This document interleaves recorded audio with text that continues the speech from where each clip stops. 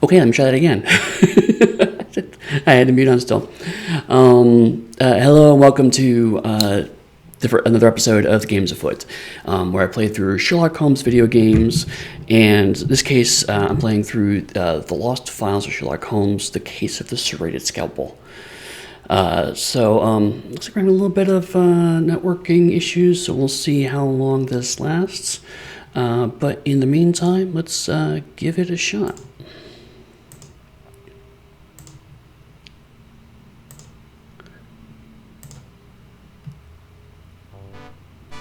Okay, so last time we were playing here, we had just gone through many games of darts, and we were given some information from the publican. I just go ahead and check a journal real quick, remind ourselves of that. Let's see.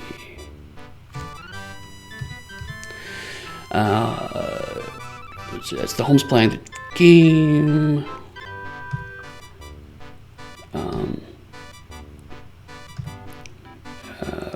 Wow, there's a lot of drunk, staggering drunk. So, I'm going the wrong way, that's why. Okay. Up and down are not what I think they're for. Alright. There we go.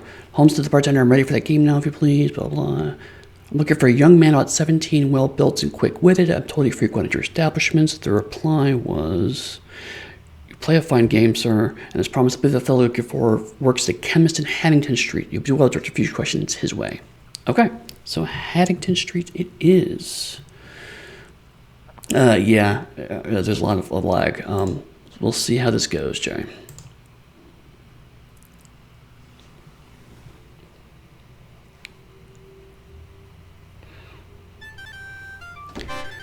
Okay, let's see if we can go to the... palmists. Okay, looks like you go. No, you can't really go in there. All right, never mind. Just a bit of color, probably.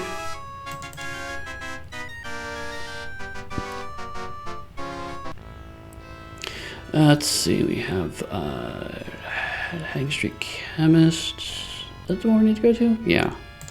Right.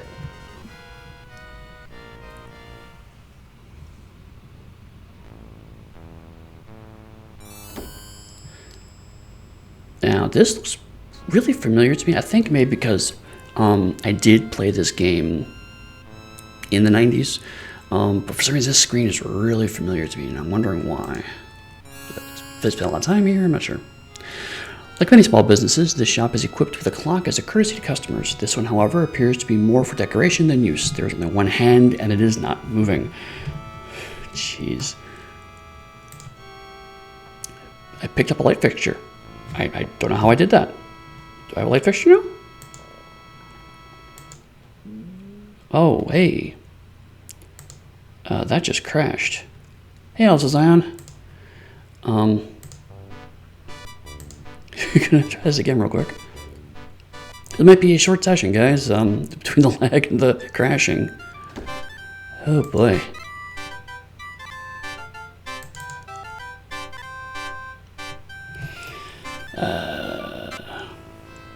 Anyhow.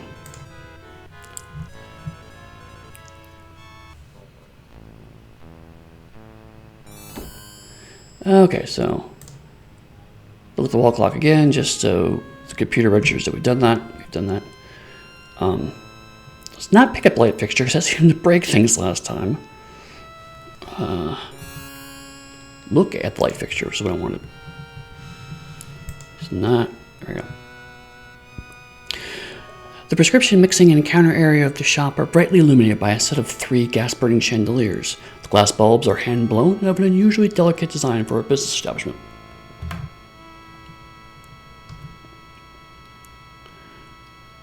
Look at the boy. A strongly built lad of 16 or 17 with intelligent eyes is dusting the shop's interior. His street clothing indicates he is not officially apprenticed to the chemist. Interesting. I didn't think you could tell that from clothing. But he's Holmes. The balding elderly gentleman wears the gray smock coat that is the emblematic of his trade. Ah, that might be where it is. The lenses of his wireframe spectacles are as thick as the bottom of a Vitaform elixir bottle. Look at the ledger stands. An accounts ledger rests on this oak stand, which has been built into a counter. Only the names of products purchased and their costs are recorded. The contents of this partially open cash drawer, which is built into the bottom of the stand, are meager. And look at the prescription book. A 2-penny notebook with prescriptions written in a shaky hand across the top of each page. The same uncertain hand has recorded the medicines, sleeping potions, stomach powders, and other patent remedies requested by or prescribed for regular customers of the shop. Hey, Aminar. Yeah, it's been a long time since I played it too, so I'm still kind of remembering everything as we go along. For a couple people who are new to this, I do have the clue book, so if we do get too stuck, I can look around. But for some reason, I noticed pickup is stuck on there, and it's not giving me weird things. Right. A thoroughly representative collection of powders, potions, plasters, poultice preparations, pest poisons, tablets, and drugs line the wall. Ensured a well-stocked chemist shop and a lot of alliteration. Prescription counter. Again, it seems to be stuck on that pickup. I think it must be a bug. The chemist counts pills and divides bulk powders into smaller batches on the impermeable and smooth surface of the slab of mottled red Carrara marble. A white powdery residue on the surface suggests that the chemist is using it recently, or that his housekeeping habits could stand improvement. Okay, that's something I might want to pick up. White powdery residue. Pick it up. Nothing of interest here. Oh, come on. I definitely want that. All right, fine. Let's talk to the chemist.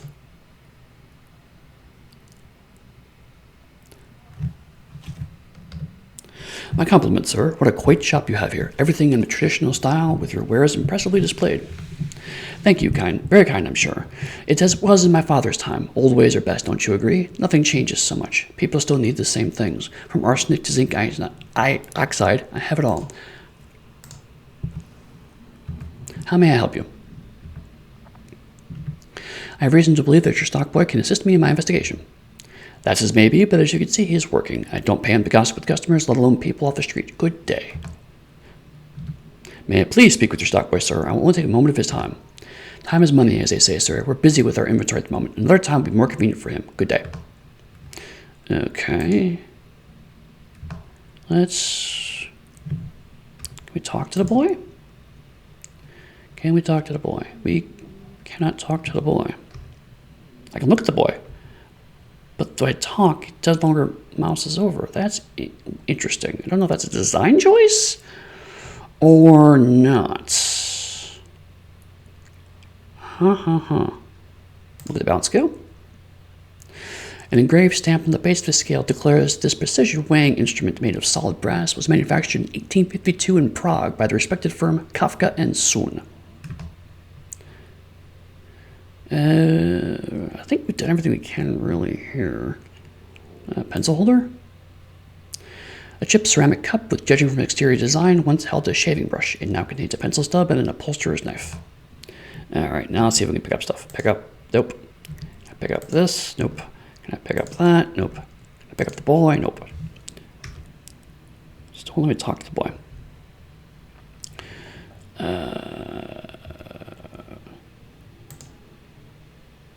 Yeah, Jay, good point. Drugs weren't really heavily regulated at the time, and home could buy opium and cocaine here. And actually, let me go to the tobacco shop for a second.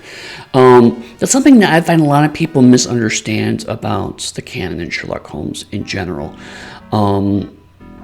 Everyone goes on to thinking he's a drug addict, he did cocaine, but the fact that Watson expressed concern about Holmes's drug habit was seen as kind of him being overly cautious, at least contemporaneously.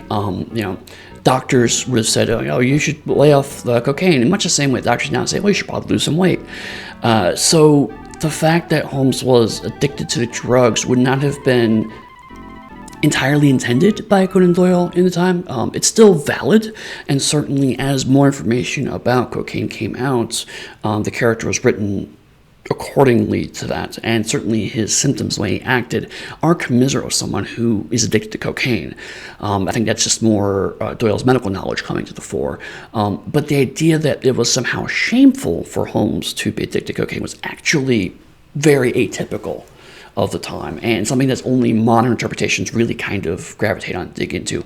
It's one of the reasons why I do like Elementary specifically, is because of the fact that Elementary takes these existing Victorian tropes and applies a modern lens to them. But anyhow, we are now here at this shop. So we have mounted moose head. This is a large stuffed moose head mounted on a mahogany board. The taxidermist appears to have been more than competent. Near the top of the board is a metal plaque with an inscription on it. It cannot be read by simply looking up. The head itself conceals it. That's bad placement. I mean, bad placement in the game. The actual placement in the game of the game itself is fine. But someone mounted that head badly. Let's see, nothing else much here. Actually, relatively light of hotspots. A large crate. It is made of fiberboard and wood and has a rough finish. Labels and customs declarations are posted on the lid. They indicate that the crate contained tobacco leaves and finished cigars from Cuba. Elsa Zion mentions that there's a story where Holmes having been missing for weeks to be found by Watson in an opium den, which is true. That was the man with the twisted lip. But, however, in that case, he was undercover. And it was very explicit in the story that he reassures Watson, I have not been indulging. I'm here because I'm researching something. So that was definitely, while it's true, that's not... the story kind of faked it out a little bit of it. But again, opium dens were one of the few places where this was seen as bad. You know, it's like an opium den was kind of the depraved way of the... But the opium and cocaine was a gentleman's drug, for lack of a better term. Let's talk to the young lad minding the shop.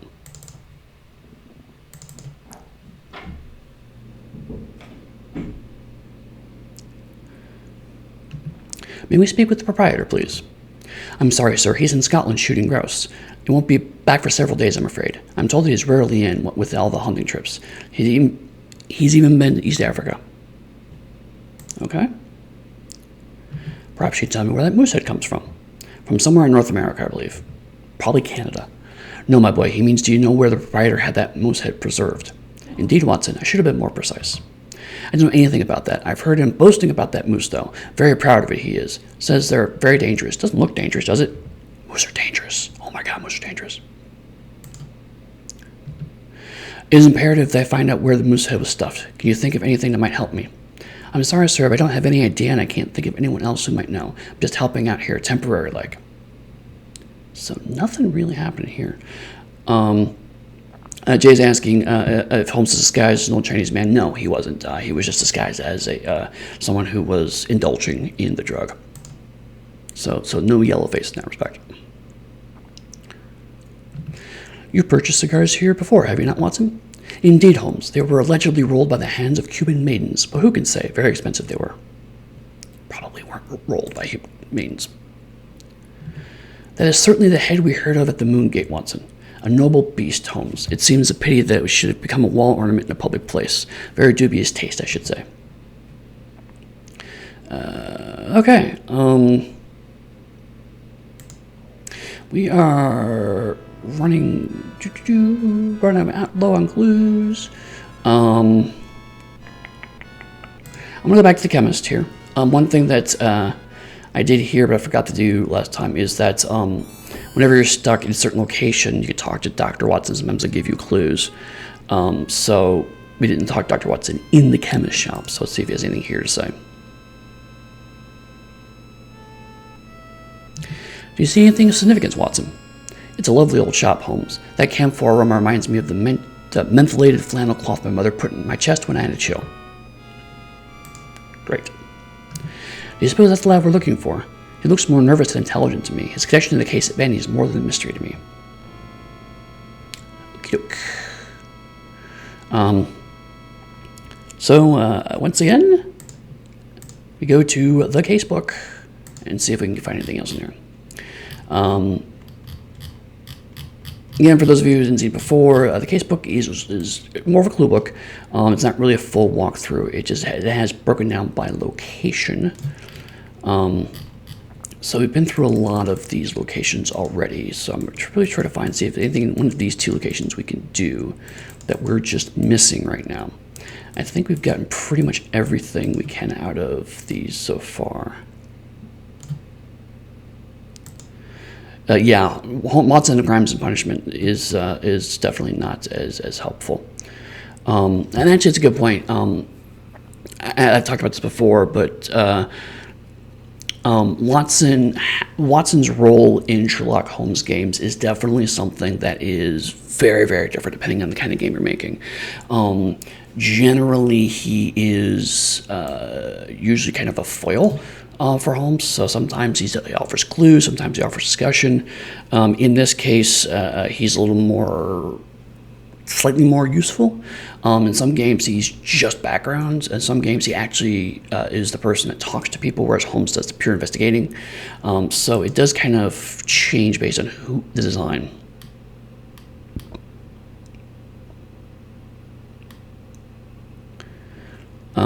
Okay, so interesting. One of the things I just noticed for Kingston Field, oh boy, this is a puzzle design I hate.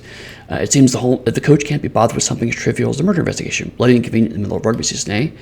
Holmes, quite so, Watson, but I intend to persist in my inquiries until we have no choice to speak to me. So basically I have to keep asking until I get an answer, which is, it is classic adventure game design. It's not one I'm a fan of. But certainly there are some games where it's like they find value by just, you just keep pestering and eventually you figure it out. So I'll try that. That's one thing I want to try out. But I do want to look at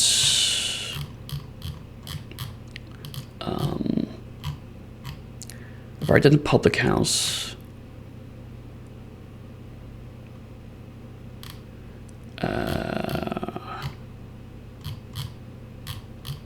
Alright, yeah, I'm not seeing. Come on. I'm actually trying to. I'm finding a whole bunch of locations I haven't seen yet, so I'm trying to skip past them as fast as possible. Okay, you know what? I think we're just too far ahead right now. So I'm going to switch back. Go to the field and see if we can figure things out from there. And in case you're curious, I have zero compunction in using walkthroughs or hints for mysteries, because a lot of times I have an idea of where things might go, but it doesn't necessarily mean that the game has recognized that I want to get there. So it's something that, especially when I'm trying to play through these games, because I have a number of games I want to get through as I'm doing these. So rather than just watching me just bang my head against the wall for an hour, I'd rather look things up so I can move things along. So it's a little more interesting for you guys. Same thing, your oath, can you not even run down the field without falling on your face? Stay on the feet, lad.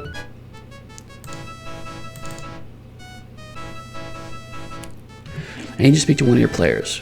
When you have left off practicing, you can speak with any of them as long as you like. If you want to watch, stand with those people over there and stay out of the way. The man I need to speak to is named James. His family name, man, not his first name. You don't know it, do you? We've got at least a dozen lads named James. It's the most common name in England. For all I know, your friend there with the derby is named James. Funny story. Alright, what does he look like? Maybe we can figure out who you want. I'll get to that in a second. He's tall with black hair and he wears a substantial quantity of macassar and his oil in his hair. That barely narrows it down. My boys are all good-sized lads, mostly dark, and they wear gallons of this blasted oil. It's vanity, you know. Can't you tell me something more specific? If you could tell me how he dresses, the color of his eyes, or the brand he smokes, I might be able to help you. He smokes Gouliers. If anyone on the team smoked that foul French tobacco, I know about it. You could smell that stuff for miles. I'm thinking the man you're looking for is in a different team. Perhaps you should look elsewhere. Okay. For all I know, your man over there could be called James thing is actually a funny story. In one of the stories, I don't know off the top of my head which one, I want to say it's the sign of 4. Watson's wife refers to him as James, even though he's very established being known to John Watson. There has been a lot of speculation as to why that is, because it couldn't have been an error. Doyle couldn't have just screwed up.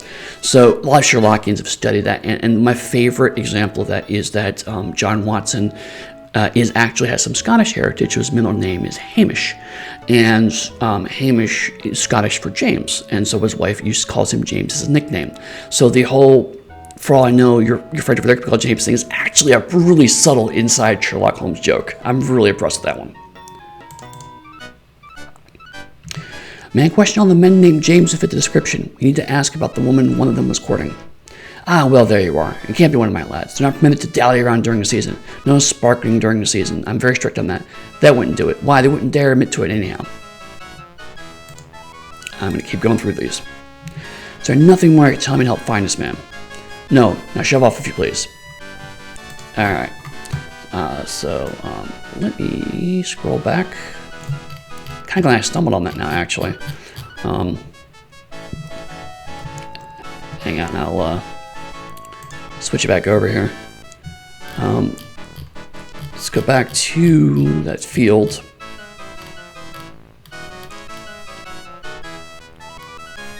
Perhaps just turn to the dressing room at the Regency Theater or to Sarah Highway's flat to see if he left traces from Caduceus' physical appearance. So I think, again, this is one of the reasons why I don't mind doing walkthroughs, is because we actually did try to do that last time we played, and the game wouldn't unlock it. So we had to have come here, talk to the coach, badger him until he finally said any more information, so we can go back to the flat to actually get the information.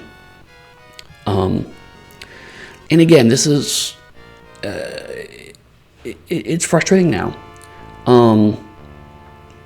But one of the things that this is fairly classic, specifically mystery adventure game design. There's a lot of going back and forth between locations. A lot of you have to unlock a specific thing before you can unlock another specific thing. And if you don't get them in a certain order, sometimes they can be difficult.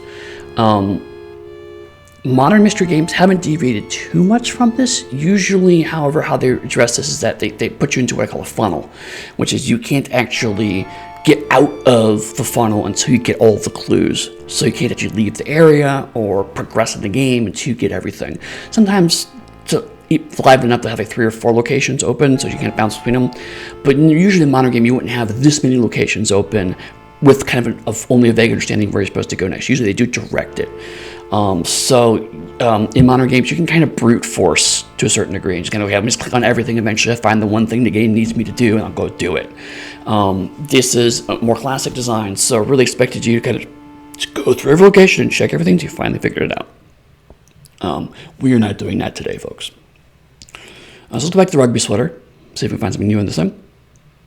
For those of you, last time this was the rugby we saw that led us to that clue. Pick up the sweater. Oh, come on, really?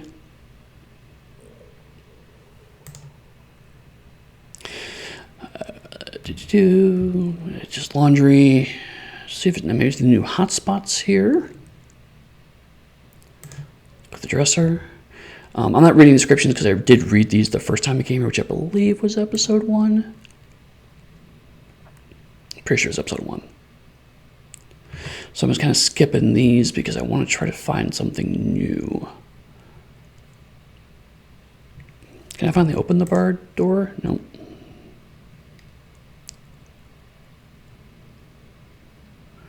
Brass caps I've already done. Yeah, the cab driver in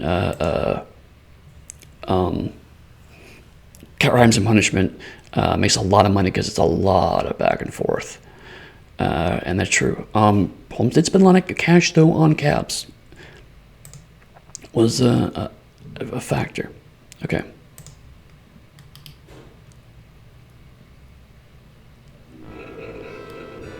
All right. Let me try something else. I think we've actually maybe already gotten the clues that they're asking us for here, because remember, this is the Macastar oil was what we got from the backstage, and we got the rugby journey here. So I think we've actually probably already got those clues. But I remember at the perfumery. Hello again. If you need help saying what you want, I should be happy to assist you. Last time we were here, she just wouldn't give any information up, so maybe we could talk to her again and get something out of it. No. What about the cleaning girl?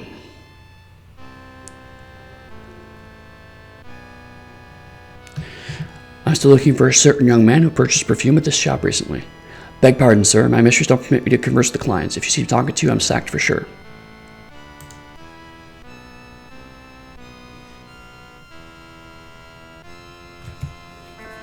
Do we need to purchase some perfumes?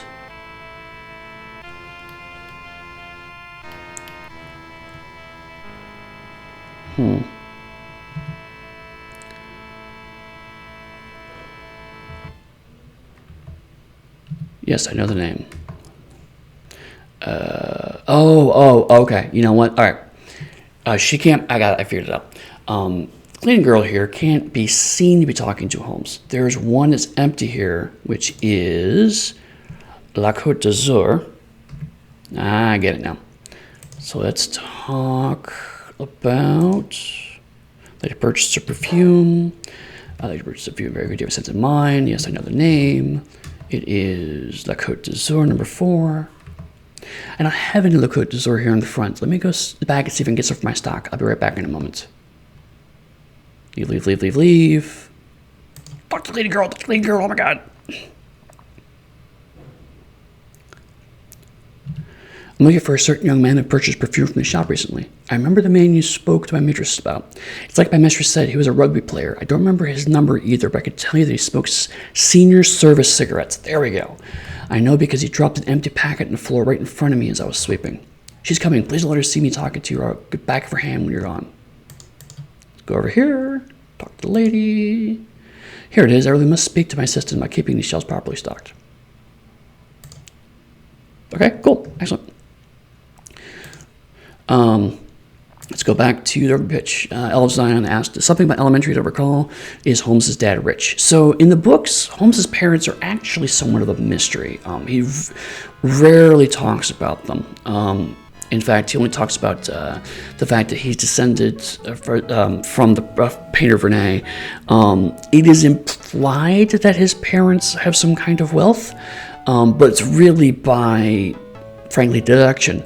The fact that he's a gentleman of means, no obvious means, and his brother works in a government position, odds are that his family were probably pretty wealthy. But his father specifically is never mentioned, and his mother is only very vaguely mentioned. The fact that she is the daughter or granddaughter of Vernet. So. Cosgrove, keep your lethal elbows in during practice. I told you 100 times. The James I need to speak with smokes senior service cigarettes. That would be Sanders, I believe. Very good sort, Sanders. Always at practice on time. Let me call him out so he can get this over with. Sanders, come out and talk to this man and make it quick. Wants nothing to indirect approach me, Batch. Don't mention Sarah's murder. As you say, Holmes. Hello, Sanders.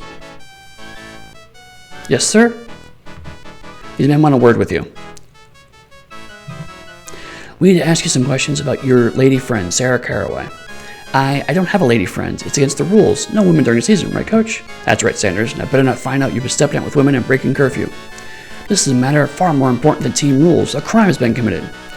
Prove I've been keeping company with a lady or take back your accusation. I won't have you casting aspirations without proof. Well, buddy, I happen to have the perfume bottle that you gave her.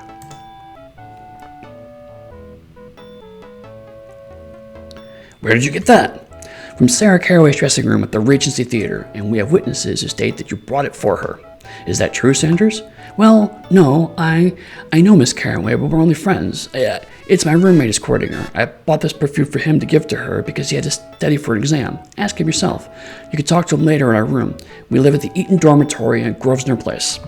You've got your man, Mr. Holmes. Now please leave me alone. Get back to the scrum, Sanders. We'll talk about this later. Well, okay then. Off we go. Hopefully the location's done. My thoughts on young Sherlock Holmes. I liked it. I thought it was a decent movie. It is obviously not canonically accurate. Oh, it's you again. Turned up like a bad penny. You've done your damage. Clear off now and maybe no one will get hurt. Whatever you want about. Don't play the outraged innocent with me. I'm not a complete fool. You knew that spreading tales about me and Sarah would get me suspended from the team, but if you thought you'd make a killing at the bookmakers by getting me sacked, you're as stupid as you are malicious. Everyone knows the team doesn't stand a chance without me. No one will take their bets. Now get out before I lose my temper. Okay. Anyway, so Young Sherlock Holmes, it was a good movie. It was a right after the big boom of 70s Sherlockania, after Nicholas Meyer's 10% Solution. It was a good high-budget movie for the time period. It was very much the it's like the Sherlock Holmes movie, like 2009, in terms of it's a big blockbuster movie. They came out and got a lot of esteem, but it was less canonically accurate than I would argue the Guy Ritchie film was. But it was fun. It's a fun movie.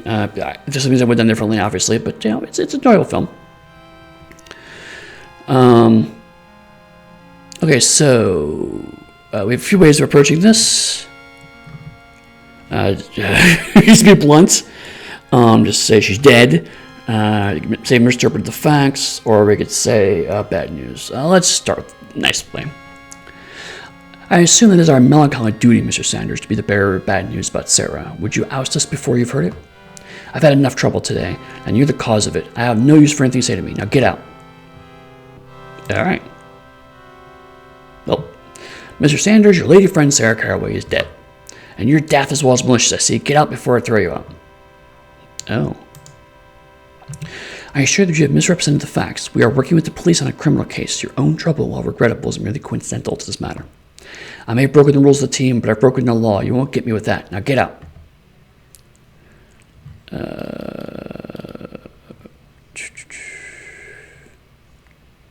Okay. We're probably going to have to get the death certificate from the coroner. He was working on it back when we talked to him. Maybe done now.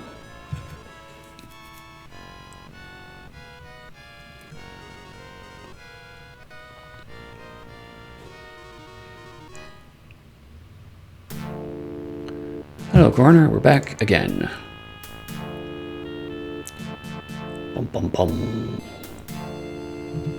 May I have your various facts again? Blah, blah, blah. I don't really need that.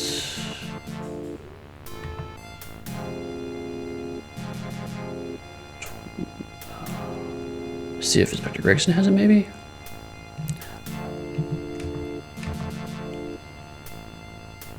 Did I already get a death certificate, maybe? And forget about it? I don't think so.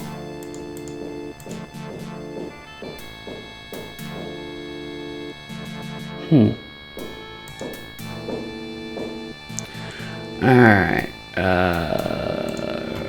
Let's go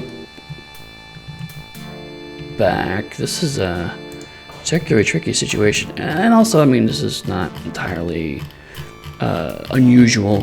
The middle part of these older games is generally where things get a little muddy because you have a lot of dangling threads. You got to try to figure out where they go. So let me go back to the morgue section.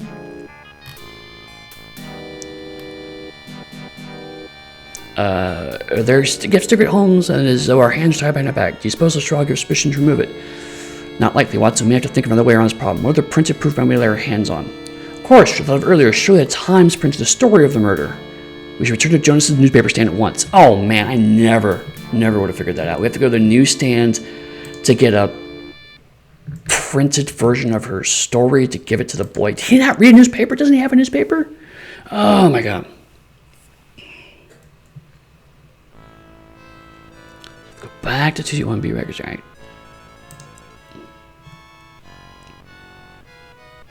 And to be fair, if it sounds like, oh my god, this game's terrible, it's not. I mean, this is, to me, relatively good frustration. Trying to figure things out is part of the fun of it.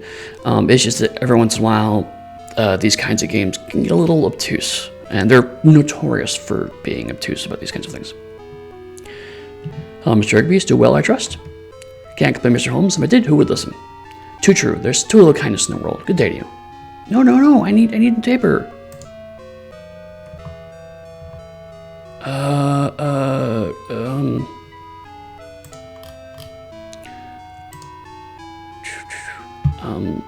up newsstands?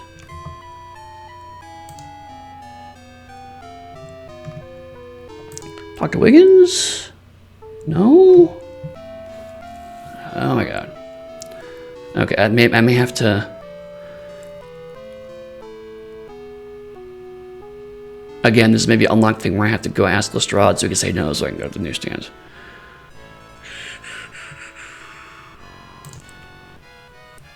Dun, dun, dun.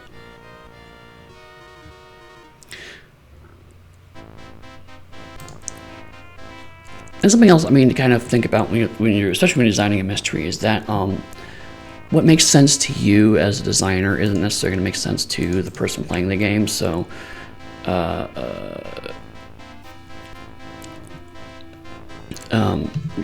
Jim. Oh yeah, Jay just mentioned it was on the right side, hanging out. So let me just go through this first. Sometimes things that seem really obvious to you as a designer are going to be really hard for players to play, and sometimes things that you think are going to be a subtle way of getting through the game are actually going to be really obvious to the player, and they're going to be frustrated they can't just do it. The Ace Attorney games are good for both of these. Something that seems like, oh, this is really obvious, and you're like going, and you have to kind of almost spam evidence to figure out what the actual problem is. Other times, you figured out the answer, but you have to get the judge and the attorney and all that into a certain space before they'll accept that answer. So at least with so yeah, that's not really a thing I can click on, Jay. So that's why that didn't work.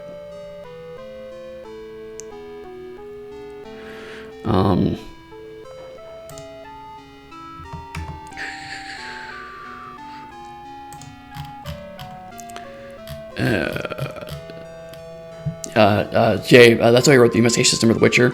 Yeah, no guidance in how to run or build mysteries. Yeah, building mysteries is really hard. That's one of the reasons why I've never actually tackled a straight up mystery. I've done detective noir, but that's really more about character motivation, and the mystery is kind of the backstory to it. I am stuck. Okay.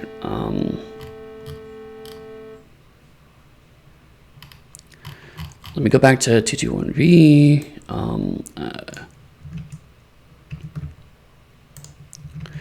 me go back to this 221B exterior.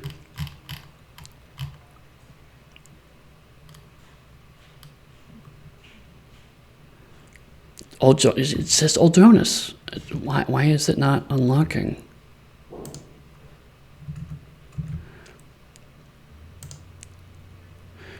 Do I need to look at Old Jonas?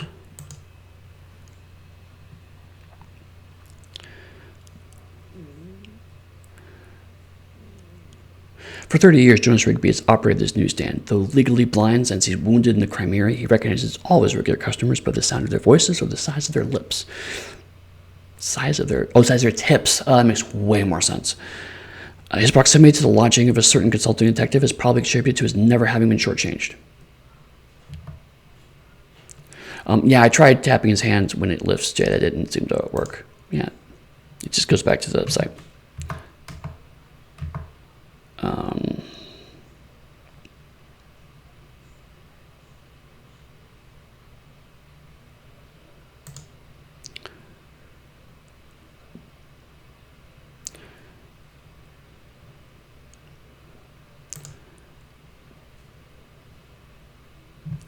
Let me try talking to Wiggins. The rest of you lads available, Wiggins? They're at the ready, sir. Tell me what you need and I'll pass it on. There's 8 who's willing to work, so it costs 8 bob a day plus the usual reward. Nope. Let me try, see if there's a paper in 221B, although I really, if you've got a newspaper stand here, it seems, game design tells me you need to talk to the newspaper person to get the newspaper.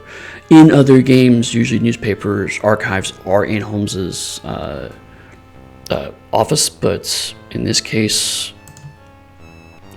See, the reference actually specifically does not reference newspapers. It's just more kind of generic library stuff. Return to the hunts. Okay. So we need to do something else. I'm not sure what that is yet. This is tricky. All right, let's look back at the map here. Tobacco shop, chemists. Let's go back to Covent Garden. Maybe something there we didn't do.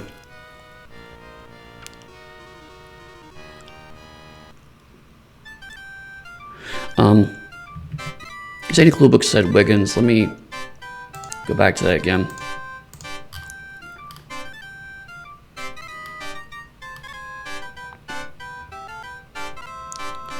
So this is the flour situation. This is analyzing the flour. This is waiting for the flour to come back. This is, okay, here we are. Holmes and Watson search for documented proof of Sarah's death, pays a visit to Jonas's newspaper stand.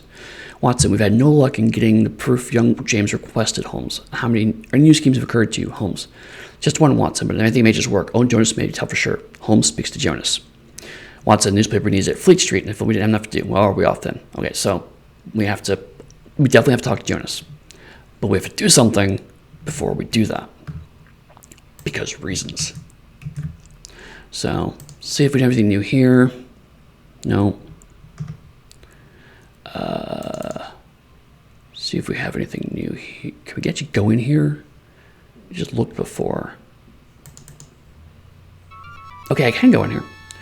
Good day, gentlemen. Or is it night? How may Madame Rosa be of service?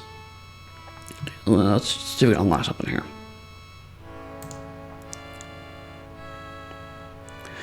Made of purple tinted tallow, which has been scented with vanilla extract, this candle produces little light and a hideous smell. Hardened wax is broken around the brass base of the candle holder. The base itself seems to be loose and is set slightly away from the column to which it is attached.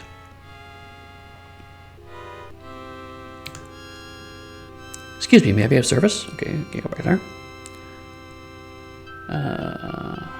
Crystal ball. He picks it up. The crystal ball captures and reflects the flickering light supplied by the candles and the gas fixture above the table. The effect produces a little mystery in an otherwise ordinary room.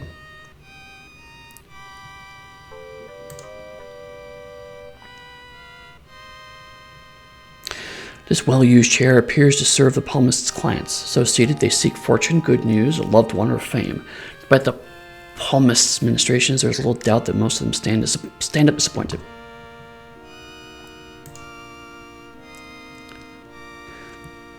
Good day, madam. I'm looking for someone. Did you seek a sign from a loved one who has passed from the great beyond? Not really. We're investigating the murder of a young woman. Then do you need to speak to the dead? No, you misunderstand, madam. We are looking for a killer. I'm sorry, I have no power as the living. Shall I read your poem? I could tell your fortune.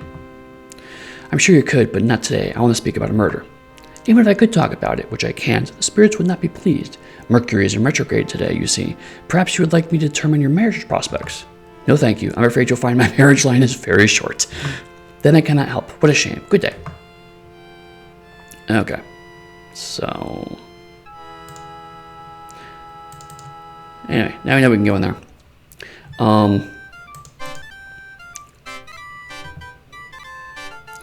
Another thing that's irritating about this version is that there's no obvious entrances or exits. So it's a little hard to figure out what you can go into and what you can't. I'm going to go back to the morgue one more time because Jay pointed out that there's deficit at the morgue. I checked over here. I didn't see anything, but let me try again really carefully. The manila envelope is the one with all of our effects in it. Let's double check to be sure. Yeah, it's all of our effects. That's not going to help us. Let's get that window again. Let me try talking to Coroner this time, actually. No, just going to show me the effects again. Visual battery, her embrace is so good. Okay.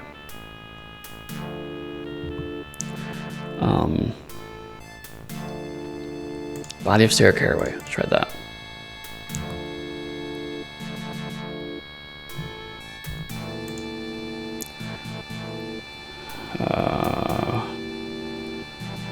Try the cabinet. No, Gregson is the cabinet area.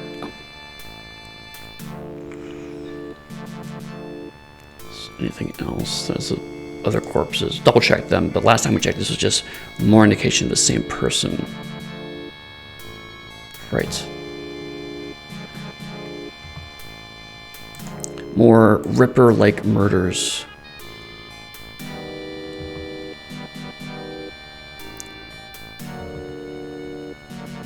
Tray of pathology tools. I feel like that document right there might be it, but I can't not interact with it anyway. Okay, let's try the police station. Again, it's like, why would you put a masonry hotspot right next to the exit? It's just irritating.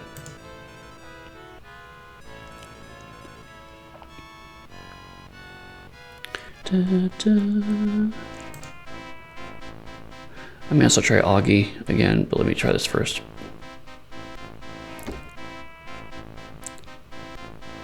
Desk, no, okay, duty officer. Good day, Sergeant. Good day, Mr. Holmes. No. Desk.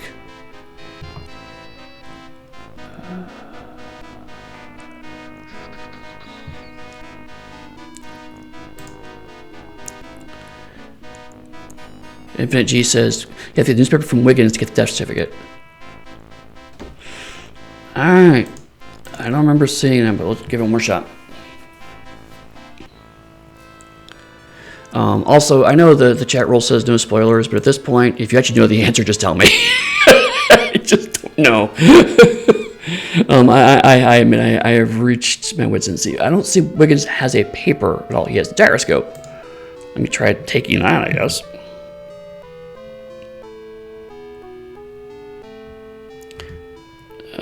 Pick up gyroscope. Nothing much there.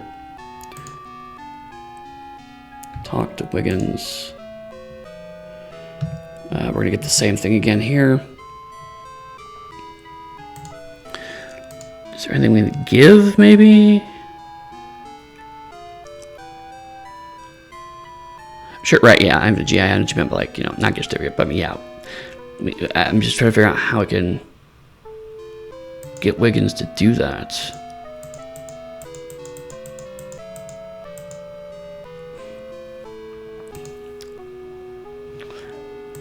All right, Watson, you got something for me?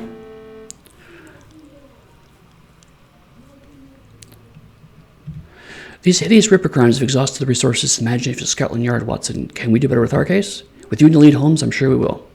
No, thanks, but no thanks. A challenging case, isn't that, Watson? Quite enough to tangle my senses, Holmes. I hardly know which way to turn.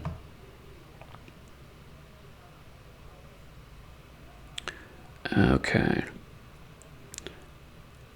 I'm reaching a point where I almost want the heady days of being able to play a dart minigame.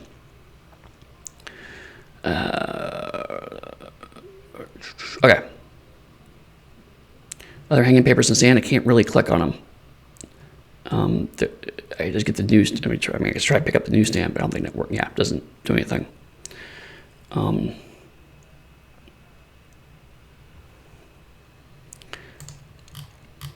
right. So let's. Now this is this is sadly the least fun part of these kinds of games. Is sometimes you're the visual version of this is pixel hunting, but sometimes you have to do hint trawling, where you have to go through all of the hints to see if you got everything. So this is the carnation scene. This is more about the carnations.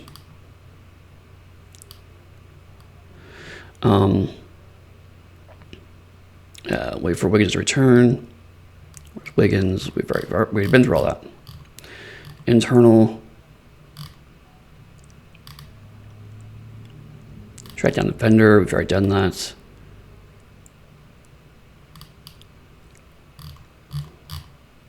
Regency Theater. We've already done all that. Let me go back to the morgue section.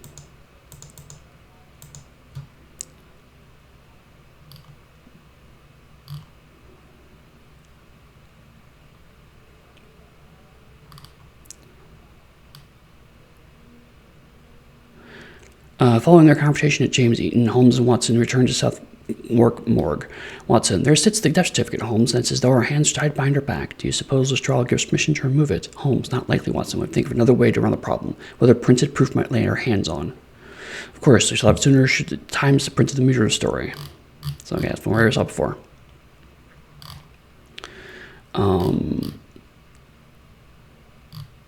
So we can't do anything more at Scotland Yard.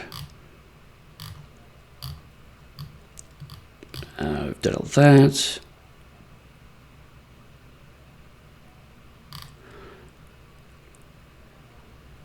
The Ring of Keys. Okay, so we still have the Ring of Keys.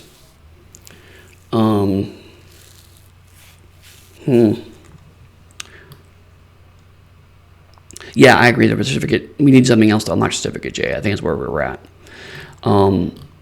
We have those Ring of Keys. What did they open? That's an interesting question. So I'm trying to skim through now.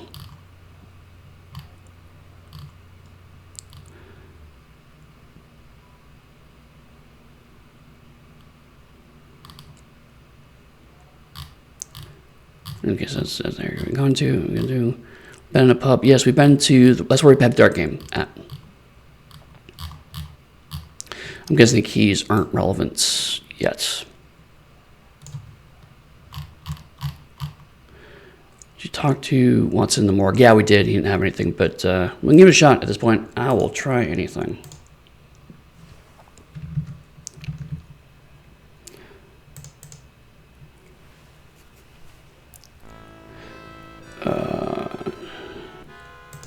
We're gonna go back to the morgue.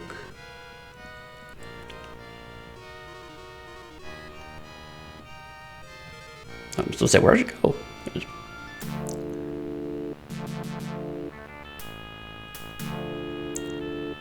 Stop moving, stop moving, stop moving, Watson, stop moving, Watson, oh my God, stop moving. There you go. Phew. What a remarkable odor, Watson. Some professional guidance, please. Can the stink of carbolic acid be harmful to one's health? Not really, Holmes. This area must be disinfected regularly. Someone sloshes it everywhere several times a day. You become accustomed to the smell in a moment or two.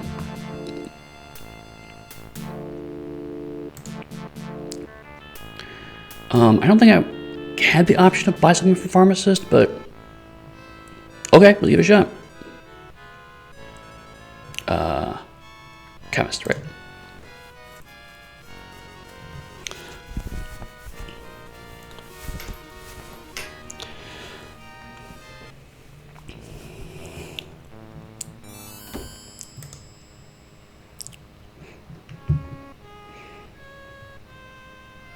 Oh, jeez. Might I have a small bottle of Professor Whitcomb's Katara preparation, please? Of course, sir. I happen to have some right here under the counter.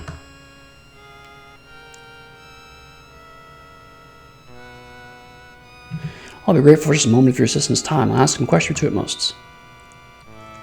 Speak to him by all means if you must, but I'm sure I can't imagine how I can help you. He's reliable and trustworthy, unlike most young people these days. Richard, come down for a moment and speak to these gentlemen, will you?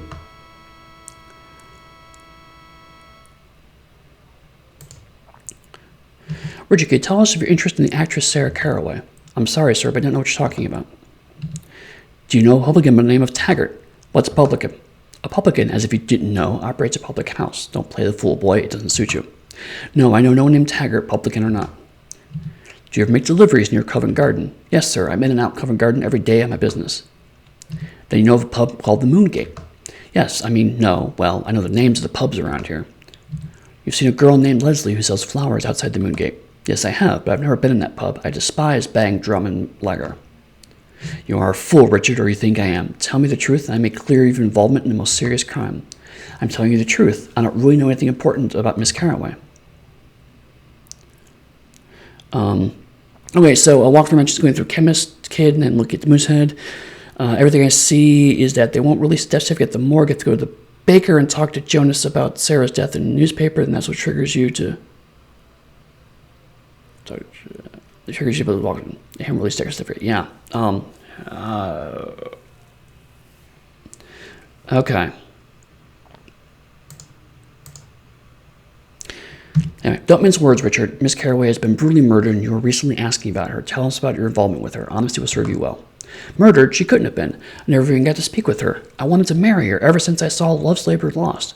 And I was that smitten with her. I wanted to find out where she lived and everything about her. Now she's dead. I'll never love another. I'm sorry, Richard. I hadn't realized that Miss Carraway is such an ardent admirer. Is there anything you can tell me that you might help us? No, just leave me alone if you would. Oh my God. Of course, but come, Watson.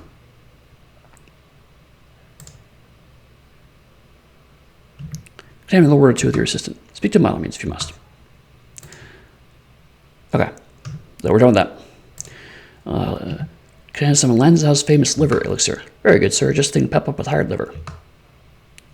My stomach seems a bit unsettled. May I have a draught of Vernet's best paregoric mixture? Very good, sir. A sound choice for calming a nervous system. Is there anything else? This weather has brought on a touch of ague and vapors. Can you carry Beechman's tablets? Certainly, sir. I sell them by the cartload during rainy season. Is there anything else? Okay. I just want to see how much stuff I could get. Did it all show up in the inventory? I'm curious. Oh, yeah, it's all there. Nice. Okay. That might be useful then.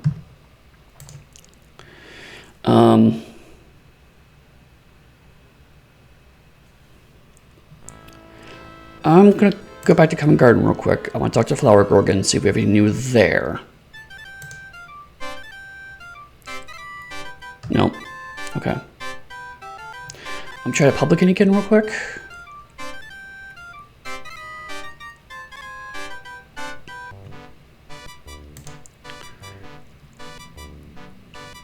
It's like we never left. Nope, we've answered all these questions. All right, back out. Jay says that sounds like a stalker. It's like, yeah, it's a bit stalkery. It's like, I love you, I want everything about you, because I saw a play once. Yeah, no, I don't want the flower cart. I want to go. Okay, that was weird. Now let's see if Sister shows up. Wait, sorry, wrong place. I need to go here.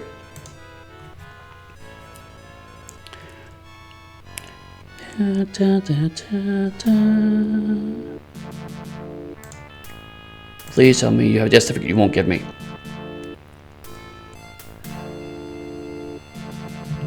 Oh my God, no.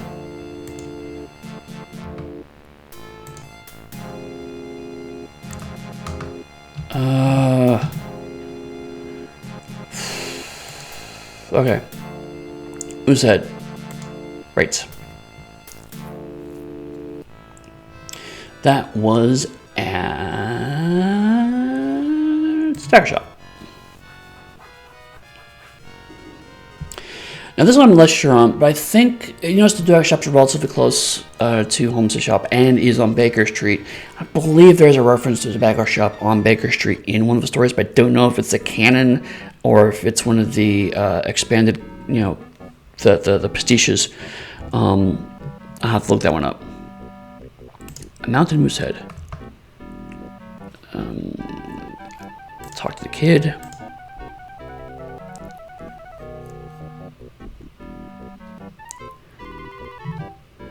Better find out where that moose head was stuffed. Can you think of anything that might help me? Sorry, sir, but on the idea, I can't think of anything right now. Just helping out temporarily.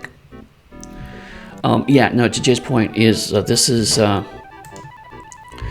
again, classic design. The idea was initially that you were probably keeping notes yourself, and so you would make those clues in the branches. The idea that the game itself was the entire experience didn't really exist at this time. It's only probably around the turn of the century that people started designing games so that way you could do everything inside of the game. This assumed a certain amount of external interaction. Infinite G, Coroner's not even mentioned, because I think in an earlier discussion with him, he mentioned he was working on a death certificate, but I don't think that actually happens. So check our inventory. Let's see, pictures, tablets,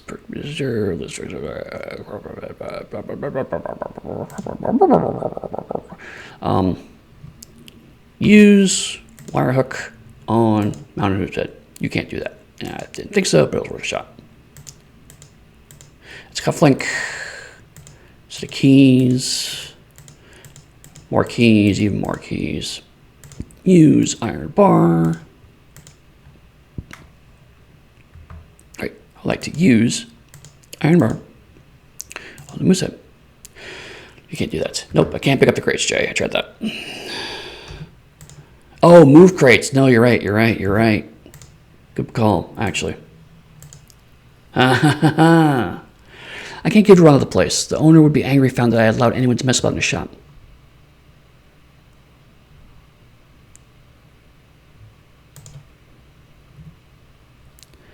It is of vital importance that I be allowed to continue my investigation without a hindrance.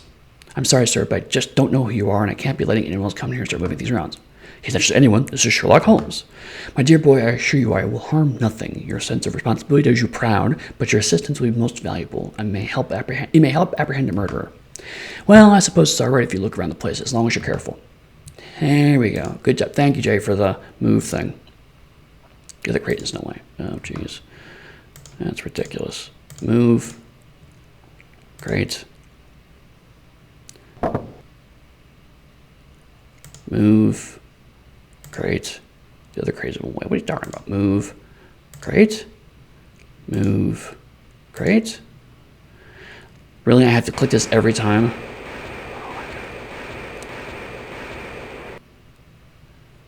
Pick up Moosehead. No, wait. Look at Moosehead. Use. Exit.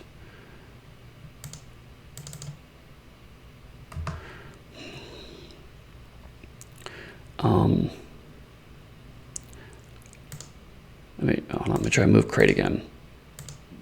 Happy moved. Move Moosehead.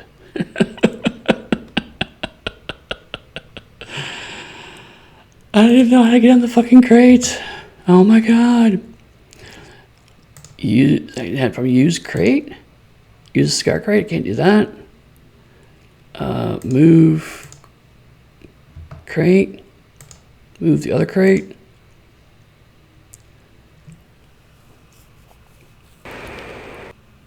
And we're gonna just every time move the other crates. Moving crates. Moving crates. Move crate.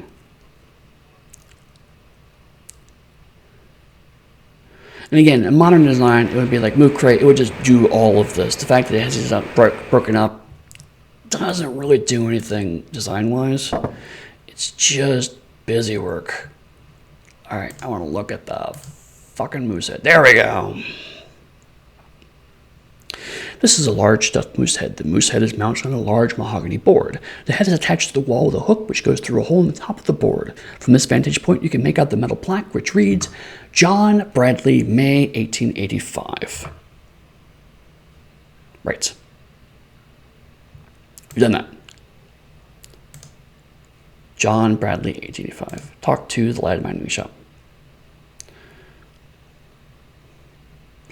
Nope. Okay. Now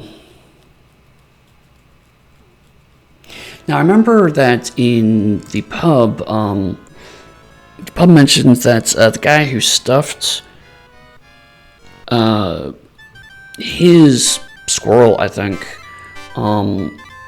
is related to somehow. I don't remember exactly how it's related. So I'm gonna go back to the pub and talk to him again about this, because he says about like this tiger's head. He says something about like it's the worst.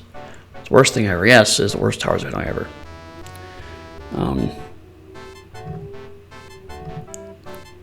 Up. Okay. Let me try a journal. Let's see if I can search for moose. No, that's not what I wanted. I want to search.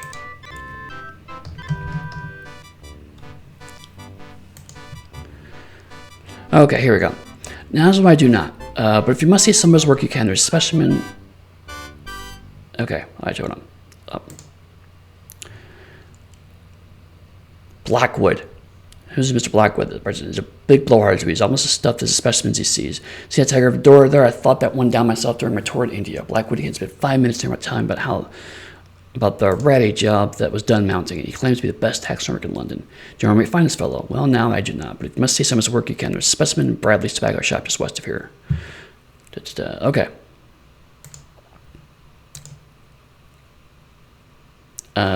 The goat puzzle in Broken Sword. I don't know about the goat puzzle. Fletcher never not search for moose.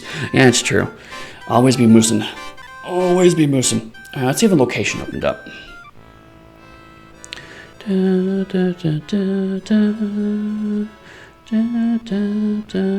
not see a location.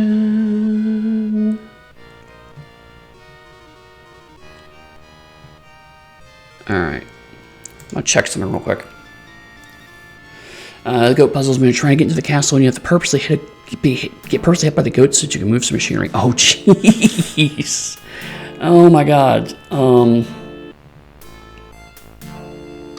No, what I want to check is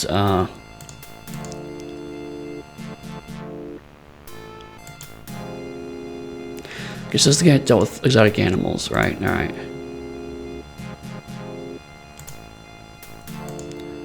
Oh wow, it didn't put that in my journal. I thought I would put the moose stuff in my journal. All right. So I guess it's because I do have to go back here then. I may have to take the moose off the mall. I thought that the plaque was all we needed. And tried to quit moose skin. just wear the moose. I am the moose now. I don't think it's what's happening. Let me try to pick up moose. Nothing of interest here.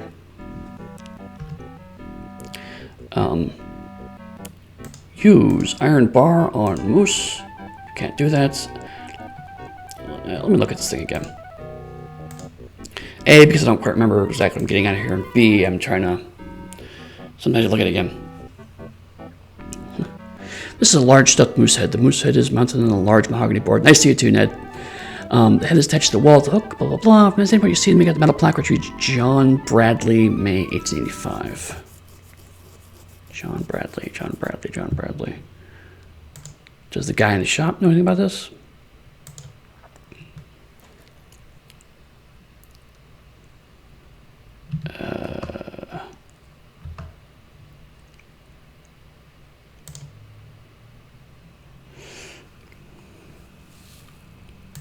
Dr. Watson. Nope. Alright. I'm going to try one more thing. And then I might have to throw up my hands and cheat. I mean, I've always been kind of cheating, but I'm definitely cheating in a minute.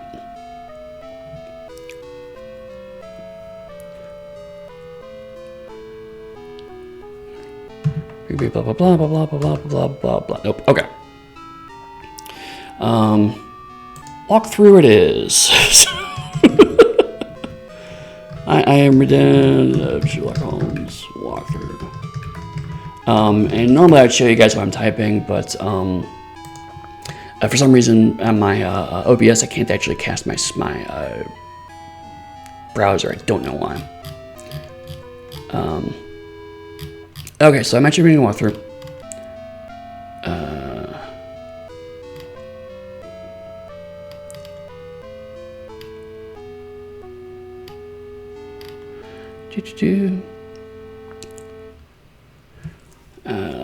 Okay, so pick up the flowers from wire basket, use wire baskets, GB, go to the moon, goose, talk to publican, identifies blind Mr. Blackwood, taxidermist, specimen of Blackwood's work.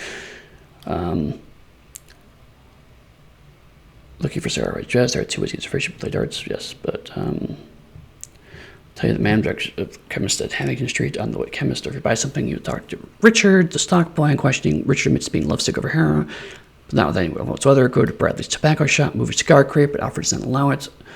Talk to Alfred, he changes his mind, move all 3 crates in front of the moose head, then move the last crate again. Holmes puts it on top of the other 2, climb up, pick up the moose head. I tried to pick up the moose head. It wouldn't let me pick up the moose head. Oh, the moose head. Oh, the moose head.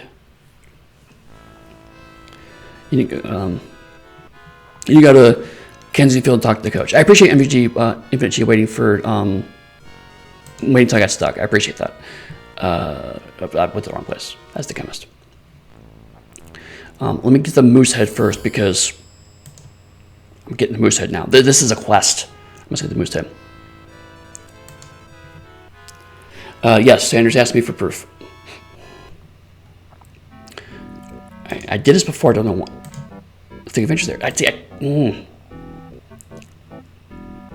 Maybe I have to go up here and pick it up.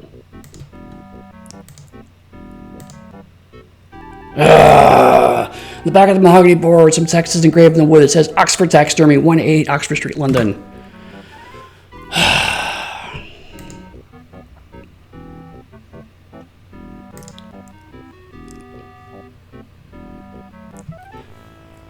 Right, yeah. I think the moose head is definitely later. But what we're trying to do is I'm trying to unlock I think we've gotten slightly out of order. And I'm trying to unlock the ability to actually get the death certificate to be denied so we can actually get the newspaper. So I'm just getting everything unlocked here that we can. Come on, talk to the coach. Oh, I wouldn't let him talk to the coach anymore. Wow, okay, that's done. That is not happening. All right. Oh, hey, Ellie. Thank you so much for identifying yourself. Right, so then let's go to Oxford Street. Because that is the only need we have right now.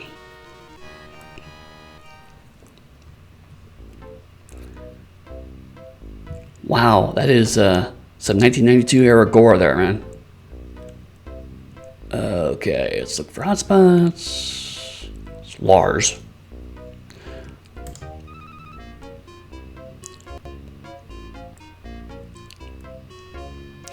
This large flask is unstoppered, and the unmistakable pungent odor of formaldehyde assaults the air around it.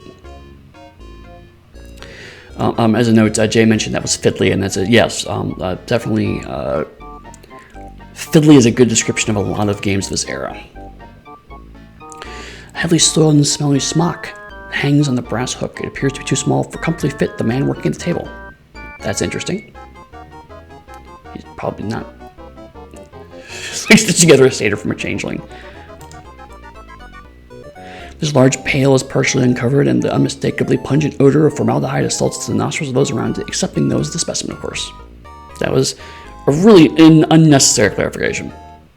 Please, sir, touch nothing. The specimens are very delicate, and my chemicals and tools are very dangerous in the hands of a layman. It's on Sherlock Holmes to be dangerous. Chemicals are dangerous. Right. The edges of the table are covered with many of the tools of the taxidermist's art. A small stock of saws, cutting pliers, needles of various sizes, thread, crooked awls, and a camel hairbrush. Some of the taxidermist's chemical preparations are open and clearly contribute to the foul smell of the workshop. These jars are variously labeled: burnt alum, chlorine of lime, saltpeter, arsenic, camphor, tincture of musk, and salt of tartar. Actually, you know what some of those are. Buffalo. Taxidermist has exercised considerable skill on the head of this extremely large specimen of African buffalo. The span of its horns measures almost 7 feet, even though the tip of one horn is missing. All right.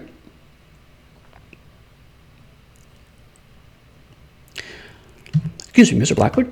Ah, good day, gentlemen. You just missed Mr. Blackwood. I'm afraid I'm Lars Sorensen, his assistant. Perhaps I can help you. I'm Sherlock Holmes, and this is my colleague, Dr. Watson. We're assisting the police in a murder investigation. Very thrilling work, I'd wager. We don't slaughter our corpses here. These victims are deceased when they arrived.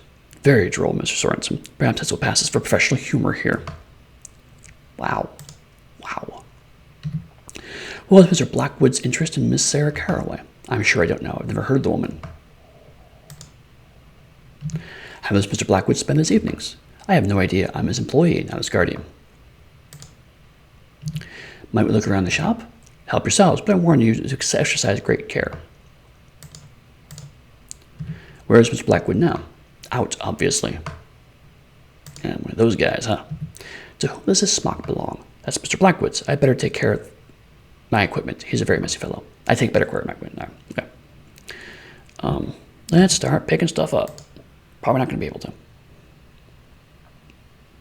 But I think John's right that we are a bit late in the game for this. Touch nothing. Touch nothing.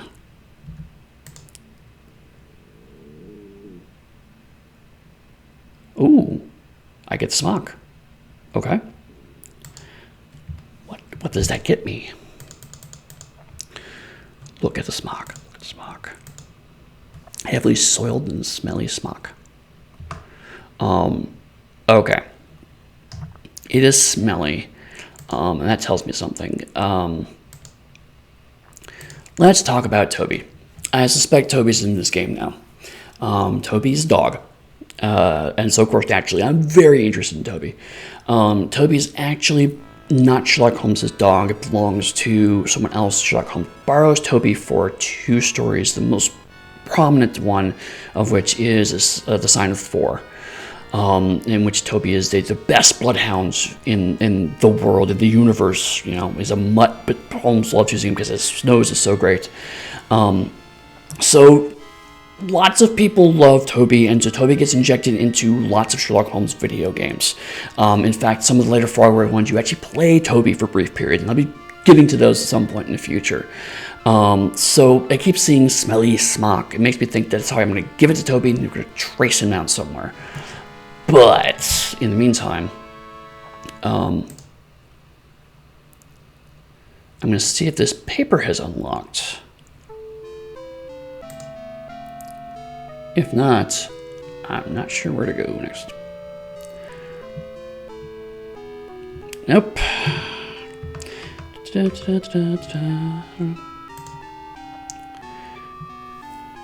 I'm gonna try the police station. I'm gonna try them one more time, and if not, then I think I may have to do is call it a night a little early and research this on my own so I can get past this section.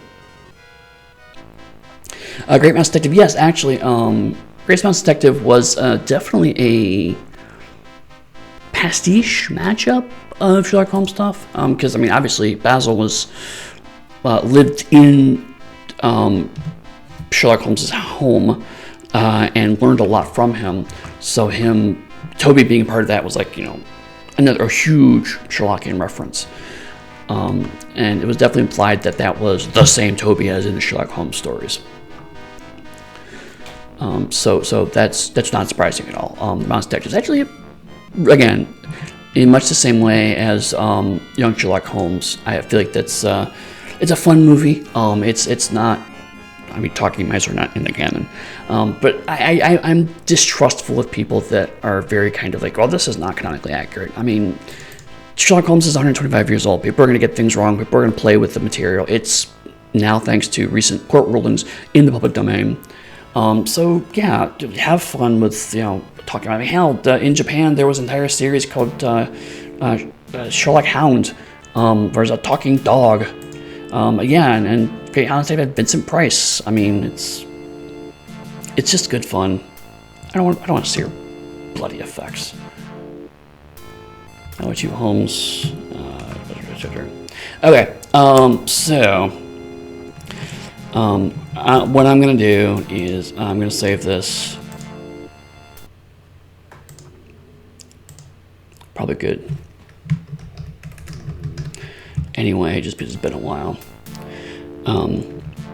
And I am going to kind of call it there for the time being. Sorry, it's a little short, but I'm definitely stuck. I think I need to actually sit down with a walkthrough and the tint book and just scour and see where the missing piece is. And then once I'm gonna check that, make sure it's actually the right piece, and then next time I do this, we jump right into the rest of the investigation. But I think it's worth kind of noting that this is, it's frustrating by modern standards, but that doesn't necessarily mean that that wasn't the intent. I mean, something it's hard to remember at times is that the way we play games changes as a culture over time. The kinds of things we find fun in previous decades and previous even centuries are not the same things we find fun now. So we as people learn how to play games in different ways. And this is a good example of that. This is the kind of thing where you bought this game, and you probably spent, $40-$50 in this game, and this is the game you played for months. And so the idea is that you sit down and you actually, analyze things and go through some things 4 or 5 times, try to figure everything out and scour every clue. That was part of the fun of the game. If this was the only Sherlock Holmes game I had, I probably would do that. I'd probably cover every single inch and look at its own thing and then look at every single pixel and figure everything out and get every single line. But I don't. I have a dozen of them, and I want to try to get through as many of them as I can on this stream. So what now comes across as frustration was not the design intent at the original time. So I definitely want to make sure that everyone's aware of as we talk about this, is that the way I am acting right now, the way I'm reacting right now, the way that people played this, who remember this game fondly, they were enjoying this frustration. This was part of the fun. Like Elzine says, it is its own mystery. The mystery of how to make this game work. The idea was that you connect in your brain. Solving what the game wants me to do is a lot like being a detective. That was the design intent. Mystery games don't work that way anymore, and so now that we've learned a certain way of doing mystery games now, going back to these older games sometimes can come across as frustrating. So while this was not as productive as I would have hoped, I definitely want to make it clear that I'm still definitely enjoying this. I'm still planning on doing more of this. My goal is I want to get through this game relatively clean. Obviously we've done a lot of hints and walkthroughs. I'm going to double check that, but the run play the rest of the game, try to figure as much of it out, and then I'm going to show it some different styles of games before I get into the Frogwares catalog, which is really a lot of how modern Sherlock Holmes games are portrayed. So with all that said, I appreciate you guys hanging out for a little bit. I think I'm going to do this every Thursday, so I'm going to probably do this next Thursday as well, around the same time. So this is probably going to be a regular slot for a while until quarantine stops being a thing. So until then, thank you all for hanging out, and I will catch you all later.